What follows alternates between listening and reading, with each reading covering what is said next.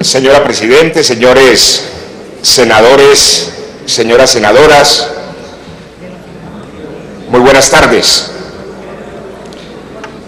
Es un honor dirigirme a ustedes esta tarde como vocero de una iniciativa popular acompañada por 2.300.000 firmas de colombianas y de colombianos. Es en razón de esa realidad y de ese respaldo popular que puedo, como representante y vocero, dirigirme a ustedes a la plenaria del Senado de la República esta tarde. Es honroso, además, así allá han pasado los años, 18 años. No me paraba en este punto a dirigirme ante el Congreso de la República y créanme que me siento sumamente honrado. Antes de participar, pensaba que en este tema podía ocurrir algo similar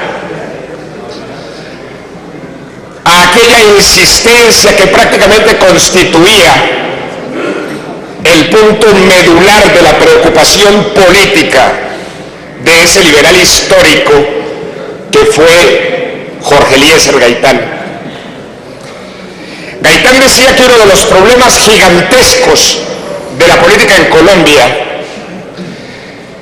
que una de las esencias de la división nacional y que uno de los gérmenes más precarios y más complejos de muchas violencias en nuestro país radicaban en lo que él denominaba el abismo gigantesco entre el país nacional y el país político. ¿Y por qué digo que pensaba eso mientras escuchaba a Vivian en su exposición? Cuando daba sus argumentos jurídicos, políticos de por qué pedimos la aprobación de esta iniciativa legislativa en esta plenaria del Senado.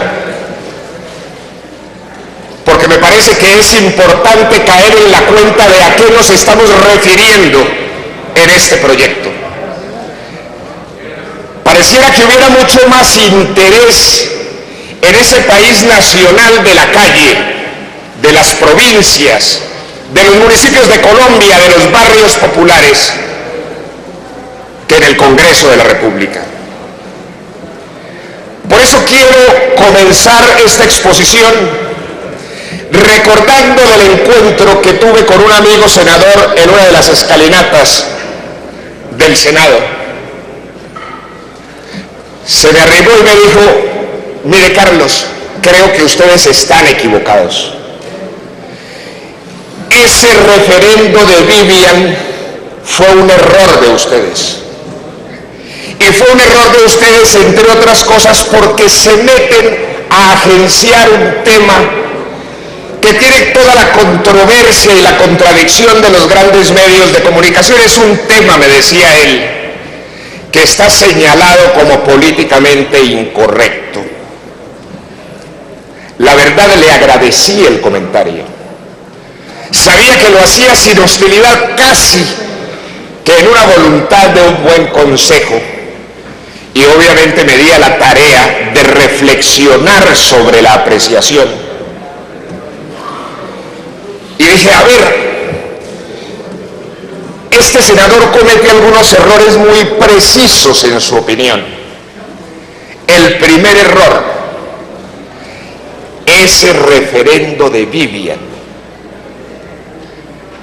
Estimados senadores, cuando una iniciativa legislativa ha sido presentada por 2.300.000 colombianos, ha adelantado todo el procedimiento de selección, de verificación, de escrutinio, rigurosísimo, ácido, diría yo, de la Registraduría Nacional. Y posteriormente ese debate complejo, como lo fue en la Comisión Primera del Senado, ese referendo no es de Vivian, Ese referendo ya forma parte de un ejercicio de la democracia, de un ejercicio de los mecanismos de participación ciudadanos, de un ejercicio de la institucionalidad del país. Quien de manera consciente o inconsciente siga mencionando el referendo como el referendo de Vivian está en un error de categorías políticas y de la democracia fundamental. Por eso el primer llamado respetuoso de atención que yo les hago, señores senadores, es partir de la base de que tenemos sobre la mesa la decisión de un ejercicio que representa una parte significativa de la opinión y de la ciudadanía de Colombia. Aquí hay un ejercicio, mire, es posible que el tema de familia, es posible que el tema de adopción, es posible que el tema de niñez no forme parte de la preocupación protagónica del debate y la pugnacidad política en Colombia. Pero si eso ocurre, es parte de lo que constituye el alejamiento que mencionaba Gaitán del país político frente al país nacional. Porque lo cierto es que esos temas niño, familia, adopción, valores, constituyen una preocupación cotidiana, yo diría la mayor, de nuestra gente, de nuestro pueblo, de la sociedad en su conjunto. Y me parece de elemental respeto de la política intentar siempre auscultar, consultar, percibir, preocuparse por los problemas que constituyen el eje, la vocación, el sentimiento de nuestra gente, de nuestro pueblo. Si ustedes hubieran visto el proceso mediante el cual se reunieron esas 2.300.000 firmas, todos cuantos estamos sentados aquí, conocemos de campañas políticas, hemos atravesado elecciones, conocemos de las dificultades de la organización. Pues bueno, hay un tema que sintomatiza exactamente la preocupación de la gente por el tema. Se recogieron 2.300.000 firmas con un presupuesto que con todo el rigor contable fue presentado a la Registraduría Nacional de 40 millones de pesos. ¿Cómo es posible acopiar con 40 millones de pesos 2.300.000 firmas? Solamente hay una respuesta: el profundo interés, la profunda preocupación, la movilización instintiva, espontánea de la población en relación con este tema. Nos llegaban formularios llenos con firmas de los pueblos más remotos del país, de Chocó, del Amazonas, de Guajira,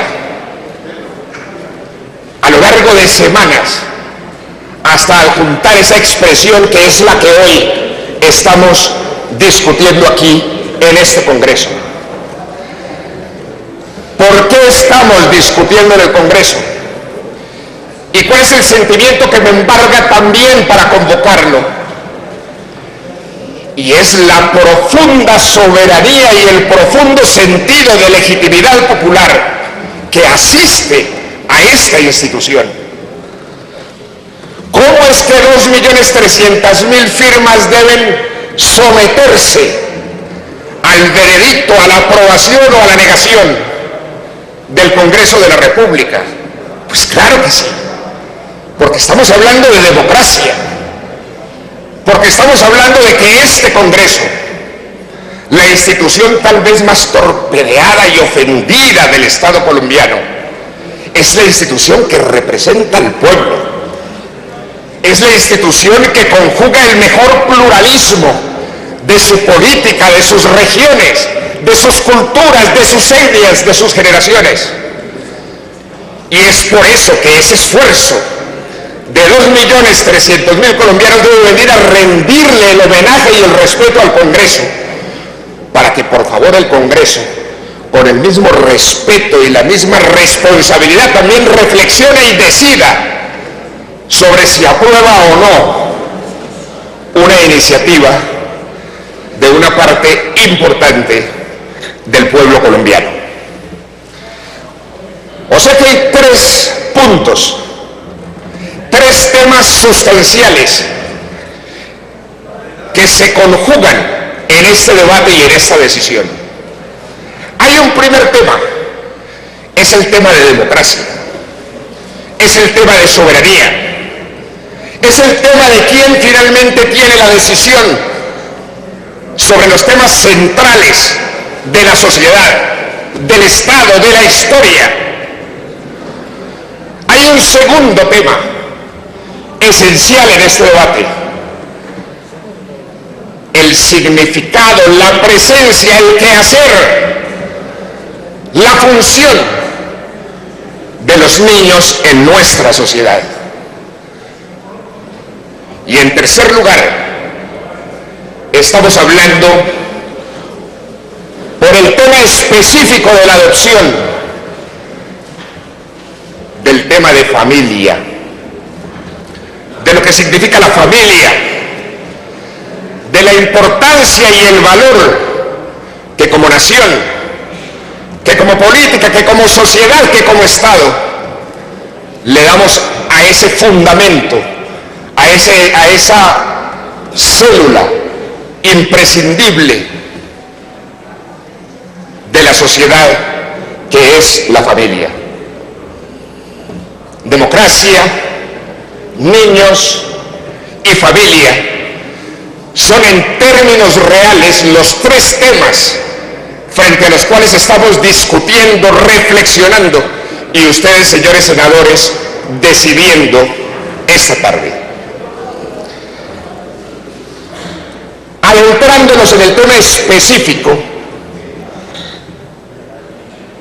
de la adopción de niños por parte de parejas del mismo sexo,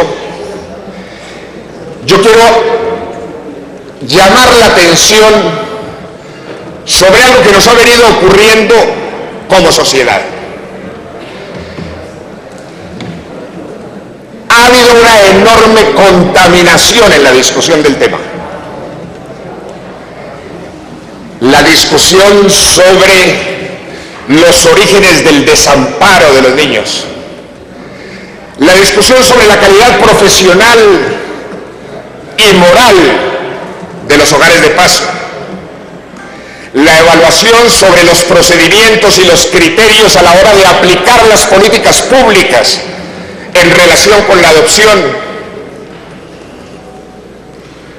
los problemas culturales, regionales, han sido prácticamente omitidos porque sencillamente lo único que se discute en medios de comunicación es si la variable adopción de parejas del mismo sexo se da o no se da.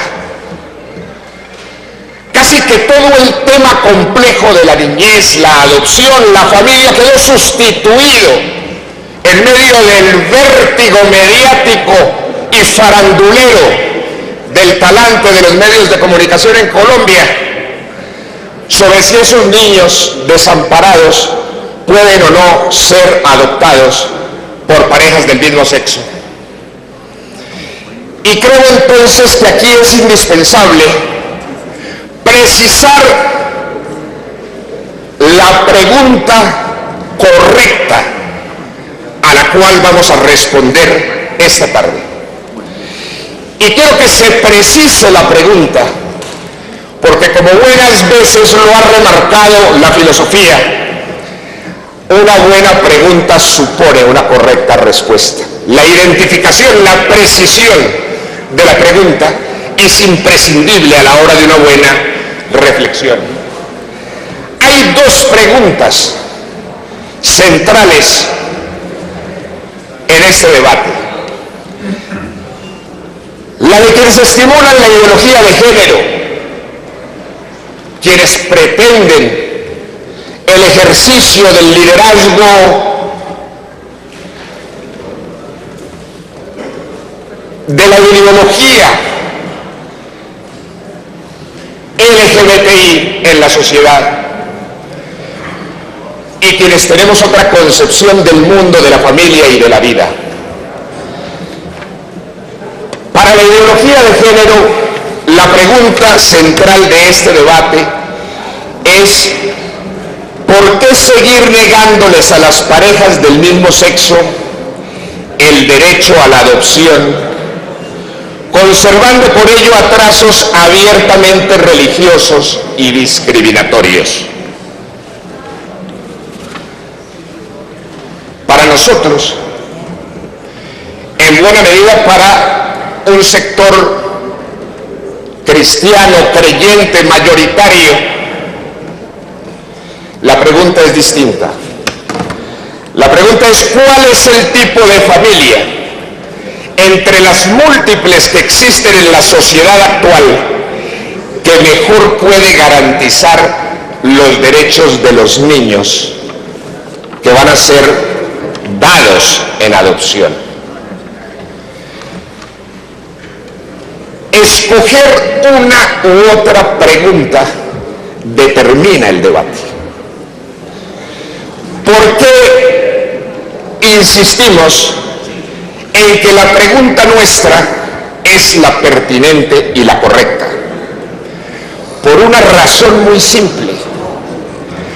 Porque la diferencia sustancial radica en que en la pregunta de la ideología de género en relación con la adopción, el protagonista son las parejas de adultos que quieren adoptar.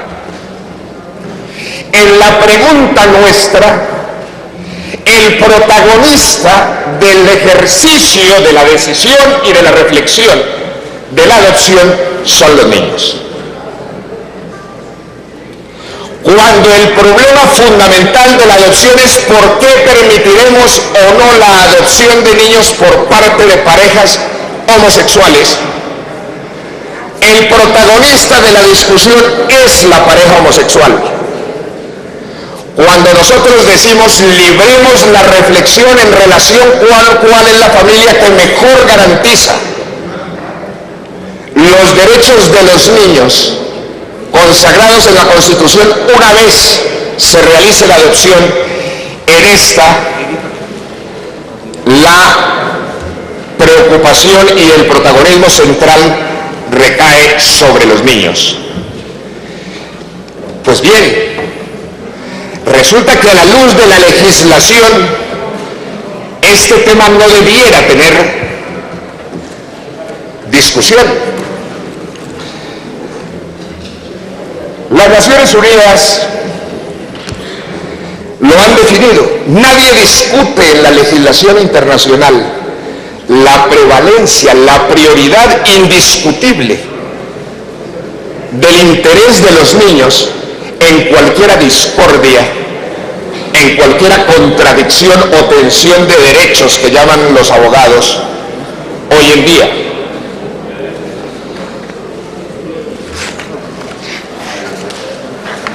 Dice la Convención sobre los Derechos de los Niños, dice: con todas las medidas concernientes a los niños que tomen las instituciones públicas o privadas de bienestar social, los tribunales, las autoridades administrativas o los órganos legislativos, una consideración primordial a que se atenderá será el interés superior del niño. Y dice también,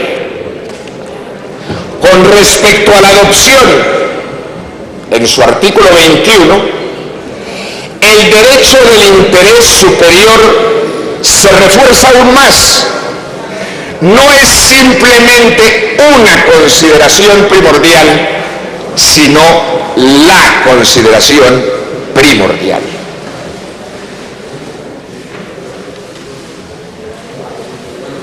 Creo que a partir de la base de definir cuál va a ser la preocupación principal nuestra en este debate es fundamental. Nosotros proponemos, señores senadores, que cumplamos a cabalidad la prevalencia del interés del niño por sobre toda otra preocupación. Podríamos abundar no solamente en los referentes jurídicos internacionales, nacionales, constitucionales. También existe para nosotros una preocupación legítima, que es la preocupación como creyentes. Nuestra Biblia dice que todo cuanto se le haga a un niño más mereciera amarrarse una piedra al cuello y lanzarse al mar. Para nuestra fe es imprescindible la preocupación central. No solamente nos asiste aquí una preocupación como ciudadanos, sino que también nos asiste una preocupación como creyentes, una preocupación que es perfectamente legítima también a la luz del ordenamiento constitucional, porque forma parte también de la libertad religiosa y de nuestros derechos fundamentales poder expresarnos, no solamente en la condición de ciudadanos, sino en la condición de creyentes. Hace unos días, precisamente buscando expresar y comentar sobre nuestras preocupaciones en relación con este tema, acudí a un senador a quien quiero como amigo y por quien profeso un enorme respeto, el senador Horacio Serpa. Me dijo: mire, Carlos, mi gran preocupación es el tema de las minorías. Sobre su reflexión, me di a la tarea de preparar nuestra opinión sobre el tema de la minoría, es decir, para compartir cuál es nuestra visión del tema de minorías en relación con este punto. Lo primero, no pueden alegar las minorías que con este referendo o que con este planteamiento estemos violándoles algún derecho. Por una razón elemental, y es que nadie puede mostrarse como víctima de un derecho que no existe. El derecho a la adopción no existe. El derecho a la adopción no existe en Colombia, no existe en Europa, no existe en Asia. Ninguna legislación del mundo lo consagra. La adopción es un mecanismo de protección establecido para proteger y garantizar los derechos de los niños, acceder a una familia y en medio de ella poder disfrutar de todos sus derechos. Alegar que estamos violándole el derecho a alguna minoría con base en la discusión y el referendo que estamos hablando no es cierto. ¿Cómo habríamos de violar un derecho que no existe? Pero si de todas maneras sigue preocupándonos mucho y con razón, y es respetable el tema de minorías, yo quiero recoger de dónde surge el concepto de minorías, por qué es importante. Las minorías se consideran minorías no solamente a la luz de su número.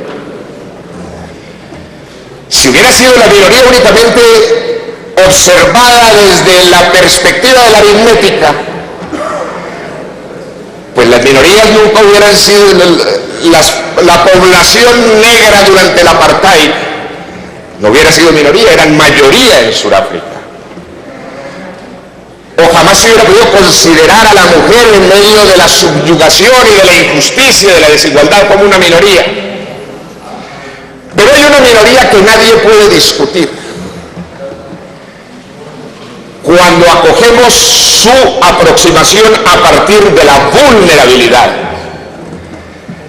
y es la de los niños. Los niños son la minoría por excelencia. Ninguna minoría puede ser más minoría que los niños en una sociedad y a la hora de acudir a una determinación, por la sencilla razón de que su vulnerabilidad es naturalmente insuperable.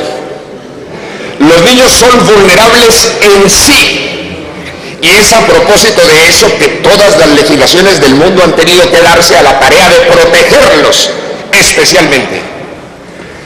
Si alguna tensión hubiera, si alguna contradicción hubiera entre el ejercicio de lo que las minorías de la diversidad sexual consideran que se les vulnera y la minoría de los niños, con toda claridad ha quedado expresado en la legislación internacional de que deben priorizarse los derechos de los niños por sobre aún los de cualquiera minoría, si en alguna eventualidad esos derechos estuvieran siendo amenazados. Pero es que ni siquiera estamos hablando de los niños. Estamos hablando de los niños desamparados, de los niños que no tienen en sus familias y en sus mayores quien los represente, de los niños a quienes la sociedad y el Estado debemos salir a representarlos, porque ni siquiera existen adultos cercanos que puedan defender lo más elemental de su existencia. O sea que no estamos hablando de los niños como minoría, sino de la minoría más minoritaria, porque son los niños desamparados.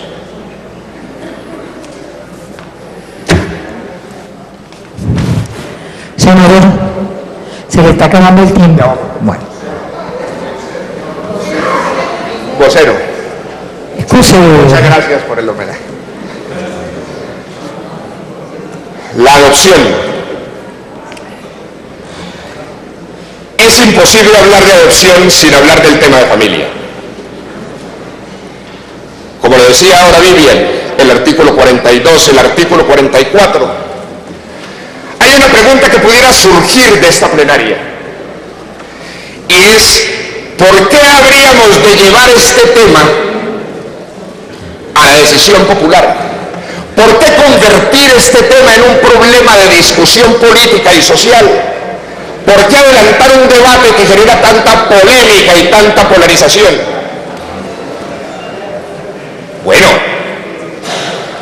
hay que decir que casi que no es optativo que lo abordemos o no lo abordemos. El artículo 42 de nuestra Constitución es absolutamente claro.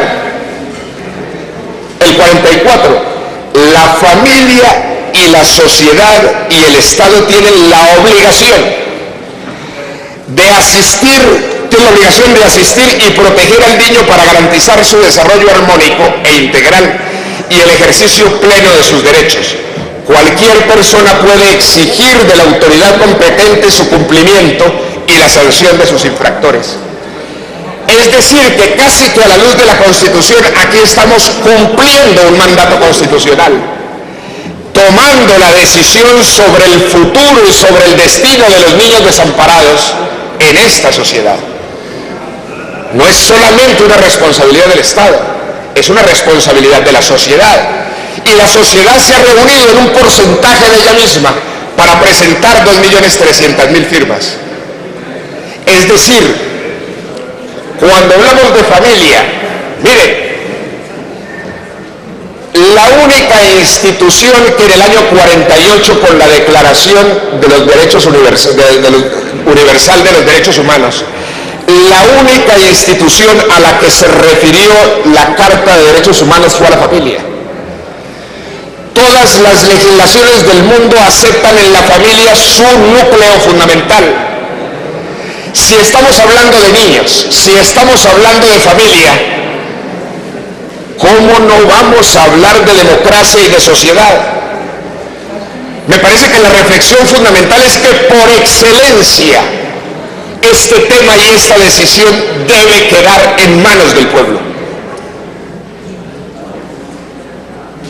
Es absolutamente impresentable, por lo menos para nosotros,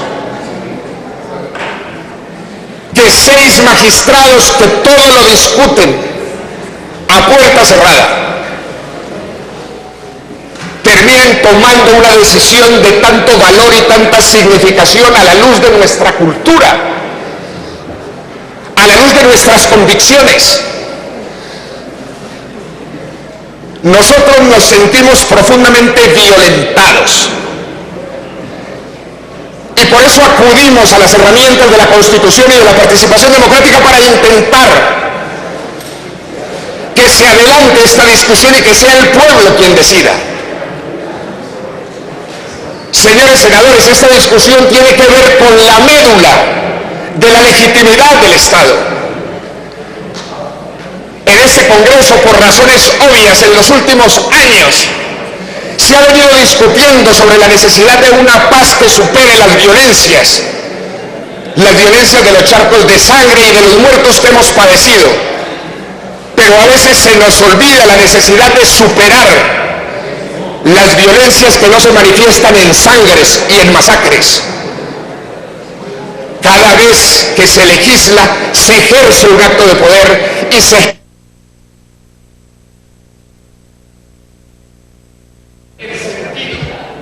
de la legitimidad. Un minuto, senador. ¿Cuánto le hace falta para...? No, 5 le doy. Ok. No más. Bueno. No se me ha gustado. Hago un llamado. 5 minutos más. Hago un llamado a que el Congreso de la República asuma la responsabilidad de que este debate, profundo para nuestra cultura, profundo para nuestra sociedad, se dirima en democracia. Nosotros estamos dispuestos a perder. Nosotros estamos dispuestos a ser derrotados. Nosotros estamos dispuestos a adelantar de manera franca y abierta esta decisión. Lo que no estamos dispuestos es a que las transformaciones culturales se sigan dando a punta de lobbies estratégicos, de cabildeos clandestinos en las Cortes, desconociendo por completo el sentido democrático de nuestra Constitución. Si quieren transformar la sociedad, en su derecho estamos. Si quieren adelantar los debates públicos, prestos estamos. Pero no tengamos la convicción de que podemos contrabandear nuevos valores en la sociedad colombiana a punta de abogados pagados que hacen lobby sencillamente mientras el pueblo trabaja y espera que se respete. Cuando el 10 de agosto se llenaron las calles, nos movilizamos los creyentes en defensa de nuestros hijos. Lo hicimos a sabiendas, lo hicimos conscientes y volveríamos a hacerlos. No hagamos de esta contradicción una contradicción que ilegitime. Vamos a la democracia. ¿Quién ha dicho que la democracia es un problema principalmente de mayorías y de minorías? La democracia es un problema de pueblos, al interior de los cuales se construyen y cambian mayorías y minorías. Porque es que hay una diferencia central, y es que o avanzamos a construir una nación sobre las identidades que nos unen, o seguimos en el camino de preservar las diferencias que nos enemistan. Yo quiero por último agradecerles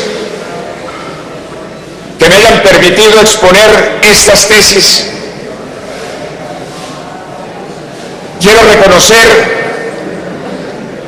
el valor con que Vivian ha liderado todo este proceso, los golpes que ha tenido que asumir y enfrentar con valentía, y decir que me siento muy honrado en ayudarte y que naturalmente lo hago con un profundo amor. Por eso, como decía el poeta argentino, dulce como el arroyo soñoliento, mansa como la lluvia distraída, pura como la rosa florecida y próxima y lejana como el viento.